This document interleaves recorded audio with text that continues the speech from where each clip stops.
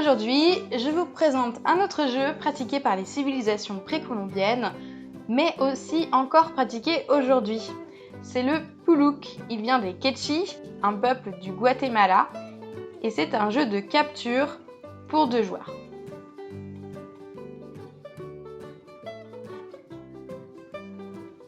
Le plateau est constitué de 11 lignes parallèles.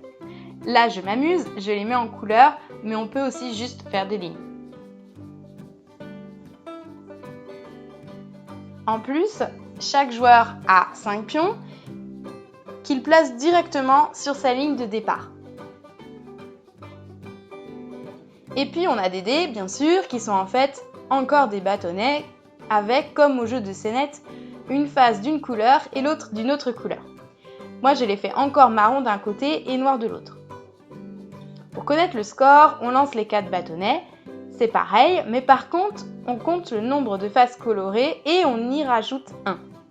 Donc là, un bâton marron, ça fait 2. 2 bâtons marrons, ça fait 3. 3 bâtons marrons, ça fait 4. 4 bâtons marrons, ça fait 5. Donc le 1 et le 6 n'existent pas.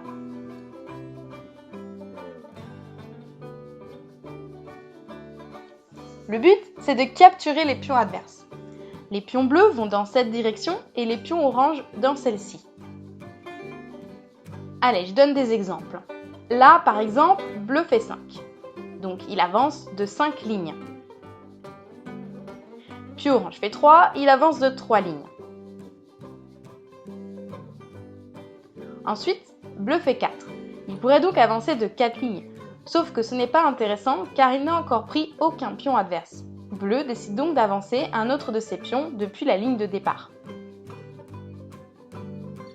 Et voilà que orange fait 2. Et là, je vous montre donc comment on capture un pion. Il suffit de se placer dessus. On forme alors une pile. Ça vous rappelle quelque chose ? Eh oui, c'est comme dans le jeu royal d'Our. Du coup, vous avez compris. Il faut maintenant continuer son chemin avec ce pion sans se faire reprendre la pile par l'adversaire. Mais alors attention, il y a quand même une interdiction. C'est que, à part pour capturer un adversaire, on ne peut pas être présent sur la même ligne qu'un autre de ses pions. Là, par exemple, bleu fait 4. S'il avance un pion de la ligne de départ, il se retrouve avec un autre de ses pions qui est déjà sur cette ligne. Il ne peut donc pas effectuer ce mouvement. Il est obligé de choisir son pion déjà présent pour l'avancée de 4 lignes. De son côté, orange avance de 3 lignes vers sa ligne d'arrivée, qui, vous l'avez compris, est la même que la ligne de départ de bleu. Voilà, et donc là, quand il fera un 2 ou plus, il pourra alors atterrir sur cette ligne d'arrivée.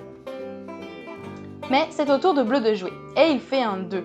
Manque de bol, il reprend donc le contrôle de la pile et devra l'amener vers sa ligne d'arrivée à lui. Et on continue ainsi. Orange fait 4, bleu fait 5 et avance sa pile.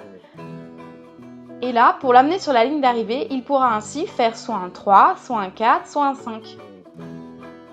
Une fois qu'il y est, il retourne automatiquement sur sa ligne de départ et les pions adversaires, donc orange, qu'il a emmenés avec lui, sont désormais éliminés.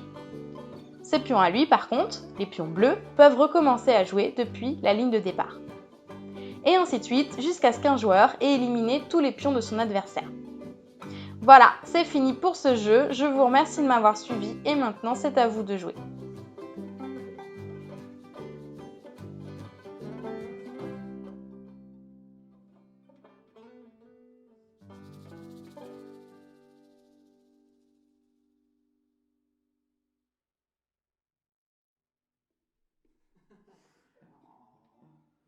Sweet. That was pretty